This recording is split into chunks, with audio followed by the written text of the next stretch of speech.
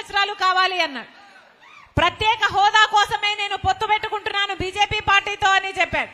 ఆఖరికి బీజేపీ పార్టీతో పొత్తు పెట్టుకుని చంద్రబాబు గారు అధికారం లేకొచ్చాక అటు బీజేపీ పార్టీ అధికారం లేకొస్తే ఈయన మంత్రి పదవులు కూడా తీసుకున్నారు.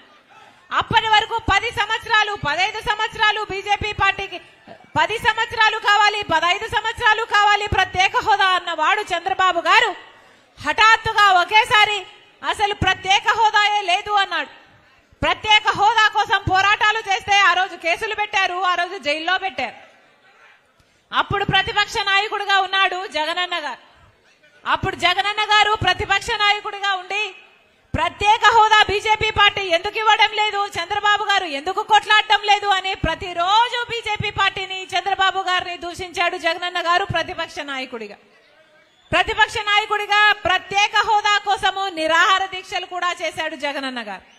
ఆఖరికి ప్రత్యేక హోదా కోసము జగనన్న గారు మూకుమ్మడిగా రాజీనామాలు చేద్దాము రమ్మని తెలుగుదేశం పార్టీ ఎంపీలను కూడా రమ్మన్నాడు, తెలుగుదేశం పార్టీని కూడా ఆహ్వానించాడు.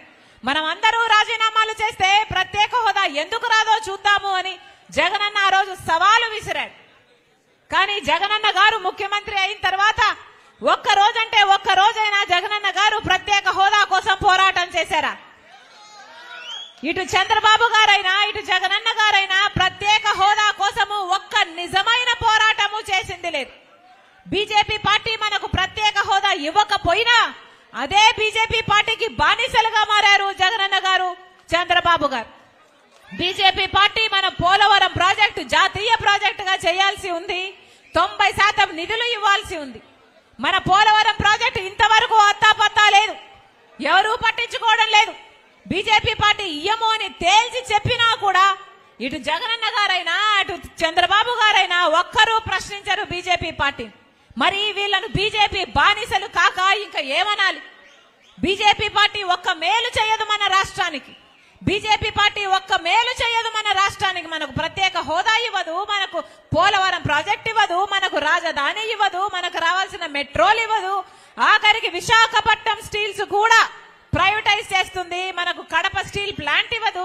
ఏ ఒక్క ప్రాజెక్టు ఏ ఒక్క ప్యాకేజ్ ఇవ్వకపోయినా కూడా అదే బీజేపీ పార్టీకి ఊడిగలు చేస్తున్నారు జగనన్న గారు చంద్రబాబు గారు.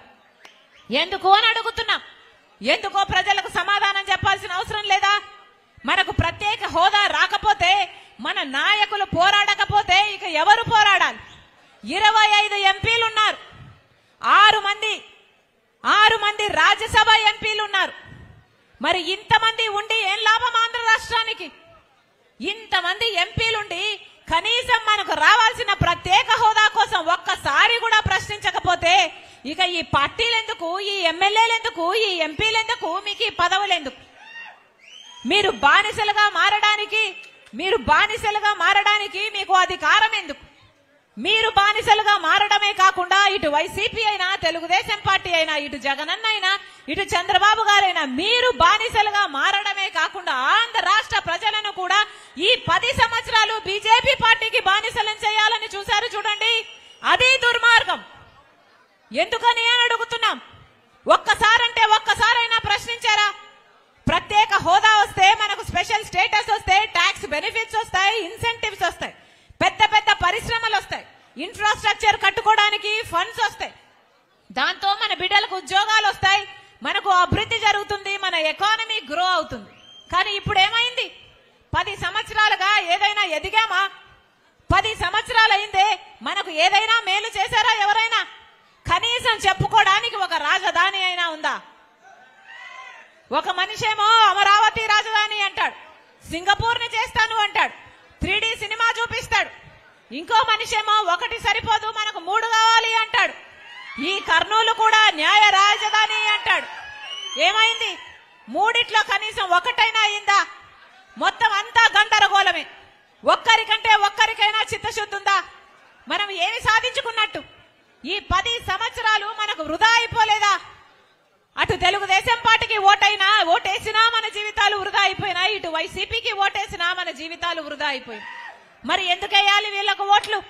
బీజేపీ పార్టీకి వీళ్ళు మద్దతిస్తుంటే, బేషరతుగా మద్దతిస్తుంటే, సిగ్గు లేకుండా వాళ్ళు బానిసలుగా మారుతుంటే వీళ్ళకి ఎందుకేయాలి ఓటు?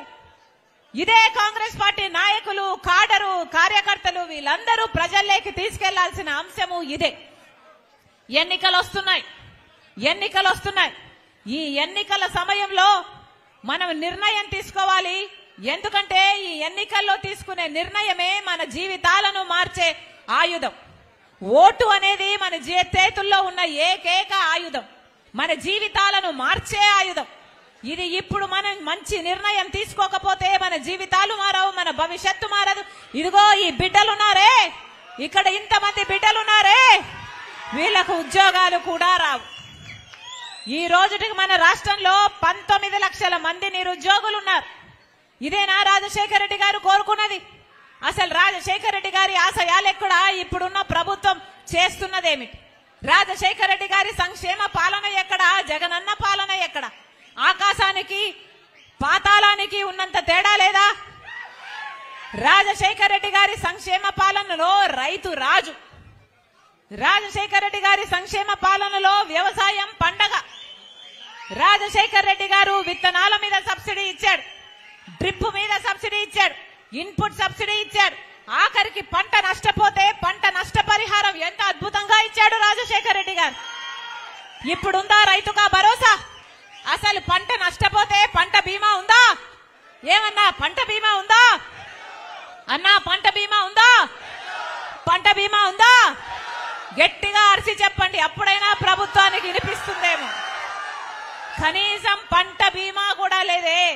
మరి ఇదా రాజశేఖర రెడ్డి గారి సంక్షేమ పాలన? ఇది కాదు రాజశేఖర రెడ్డి గారి సంక్షేమ పాలన. రాజశేఖర రెడ్డి గారి సంక్షేమ పాలనకు జగనన్న పాలనకు నక్కకు నాగలోకానికి ఉన్నంత తేడా ఉంది. రాజశేఖర రెడ్డి గారి సంక్షేమ పాలనలో 50 లక్షల మంది పేద విద్యార్థులకు గొప్ప చదువులు చదవాలి అని ఫీజు రీయింబర్స్మెంట్ పెట్టాడు. రాజశేఖర రెడ్డి గారు ఆ రోజు చెప్పిన మాట, మీరు ఏది కావాలంటే అది చదువుకోండి, మీరు డాక్టర్ అవుతారా, మీరు ఇంజనీర్ అవుతారా, మీరు ఎంబీఏ చేస్తారా, మీరు ఎంసీఏ చేస్తారా, మీరు ఏది కావాలంటే అది చదువుకోండి, ప్రభుత్వమే ఉచితంగా చదివిస్తుంది అన్నాడు రాజశేఖర రెడ్డి గారు. అలా ఎంతమంది బిడ్డలు డాక్టర్లు అయ్యారు, ఇంజనీర్లు అయ్యారు, ఎంబీఏలు ఎంసీఏలు ఎంతమంది చేశారు. ఈరోజు లక్షణంగా ఉద్యోగాలు చేసుకుంటున్నారు. ఇప్పుడుందా పరిస్థితి? 19 లక్షల మంది బిడ్డలు ఉద్యోగాలు వస్తాయి అని ఎదురు చూస్తూనే ఉన్నారు. జాబ్ క్యాలెండర్ లేదు, జాబ్ నోటిఫికేషన్ లేదు, ఉద్యోగాల భర్తీ లేదు. 30,000 టీచర్ ఉద్యోగాలు ఖాళీగా ఉన్నాయి. డిఎస్సి ఎప్పుడేస్తారా అని 6 లక్షల మంది విద్యార్థులు ఎదురు చూస్తూనే ఉన్నారు. 6 లక్షల మంది పరీక్షలకు తయారీ చేసుకుంటూనే ఉన్నారు. కానీ ఒక్కసారి కూడా వేసిన పాపాన పోలేదు. ఇప్పుడు ఎలక్షన్లు వస్తే ఇప్పుడు వేస్తారట డిఎస్సి. ఇక మీరు ఇప్పుడు డిఎస్సి వేస్తే నోటిఫికేషన్ ఎప్పుడు వస్తుంది? వాళ్ళకు పరీక్షలు ఎప్పుడు వస్తాయి? వాళ్ళకు ఉద్యోగాలు ఎప్పుడు వస్తాయి? ఒక్కటంటే